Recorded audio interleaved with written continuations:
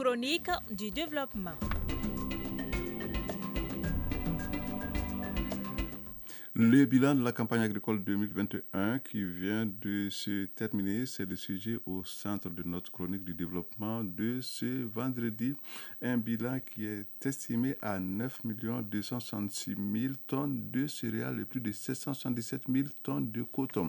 Ce bilan a été dévoilé la semaine dernière par l'autorité compétente. Il ressort que les résultats de la production céréalière sont en baisse par rapport aux objectifs fixés à cause de la faible pluviométrie et l'insécurité dans certaines zones de production, entre autres. La chronique du développement nous en parle donc dans ce numéro. C'est une réalisation de Soumaïla Berté et Marc Daméli. La campagne agricole 2021-2022 est bouclée sur toute l'étendue du territoire national. Le bilan de cette campagne a été rendu public lors de la réunion du Conseil supérieur de l'agriculture tenue le 12 avril 2022 sous la présidence du chef de l'État, le colonel Assimi Goïta. Un bilan en demi-teinte pour ce qui concerne la production céréalière marquée par une baisse, contrairement au coton qui a connu une production record de 777 062 tonnes. Les raisons de ce déséquilibre sont multiples. Oumar Tamboura est le directeur national de l'agriculture. Pour la campagne agricole 2021 qui vient de se boucler, nous pouvons noter globalement en termes de production céréalière. La production totale enregistrée est de 9 266 000 tonnes. Donc ce qu'il faut noter, cette production est vraiment en baisse de 10% par rapport à la campagne passée et de 5% par rapport à la moyenne des 5 dernières campagnes.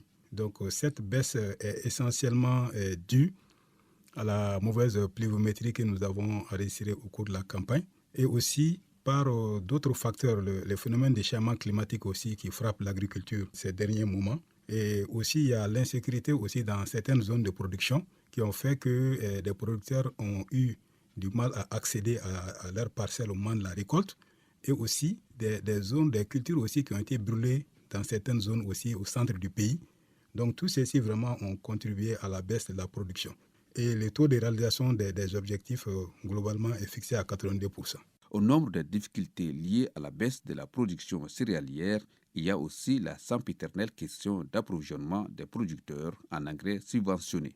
Pour ce qui concerne le coton, là, l'engrais a été effectivement subventionné au prix de 11 000 francs le sac pour l'ensemble des producteurs de coton du Mali. Donc à ce niveau, quand même, il n'y a pas eu de problème au niveau de l'approvisionnement en engrais. Par contre, pour les céréales, on a enregistré vraiment quelques difficultés concernant l'approvisionnement des producteurs en engrais subventionnés. Et ces difficultés sont liées premièrement au prix.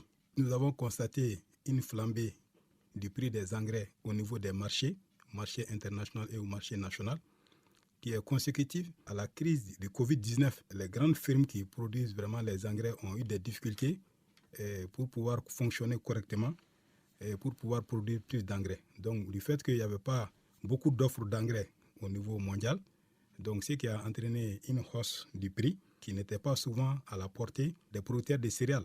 Parce qu'il faut noter que la subvention du gouvernement sur les céréales ne porte pas sur 100% des superficies. Donc c'est l'enveloppe qui est allouée à la subvention. C'est aux producteurs de céréales maintenant de compléter l'effort d'accompagnement de l'État pour pouvoir maintenir leur productivité. Eu égard aux résultats de la campagne agricole écoulée, quelles leçons peut-on en tirer afin d'anticiper sur les difficultés lors de la campagne à venir? Oumar Tamboura, directeur national de l'agriculture. La principale difficulté que nous avons constatée, c'est le problème pluviométrique qui est consécutif aussi au phénomène des changements climatiques. Donc le message que j'ai à l'endroit des producteurs, c'est vraiment de tenir compte des prévisions saisonnières pluviométriques de la météo pour l'ensemble des opérations culturelles qu'ils doivent mener pendant la campagne agricole et de faire en sorte que les semences qu'ils doivent cultiver soient des semences adaptées à leur milieu de culture, des semences qui sont résistantes à la sécheresse et de mettre l'accent partout où il y a des problèmes de pluviométrie. Nous avons des zones, notamment la bande sahélienne, où on les conseille vraiment d'utiliser des variétés précoces pour qu'ils puissent vraiment produire dans les meilleures conditions. Donc ensuite, faire en sorte que les itinéraires techniques qui sont nécessaires pour pouvoir atteindre les productions, vraiment de se référer à l'encadrement technique pour pouvoir vraiment respecter les itinéraires techniques pour pouvoir encore mieux produire. Et le dernier message à l'endroit des producteurs, c'est de les inciter toujours à une meilleure organisation autour des filières et pour pouvoir vraiment contribuer à l'atteinte de la sécurité alimentaire des populations maliennes. L'atteinte de la sécurité alimentaire, voilà un objectif vers lequel tous les efforts de développement de l'État doivent s'orienter. C'est à ces prix que notre pays pourra retrouver son statut d'antan de grenier de l'Afrique de l'Ouest.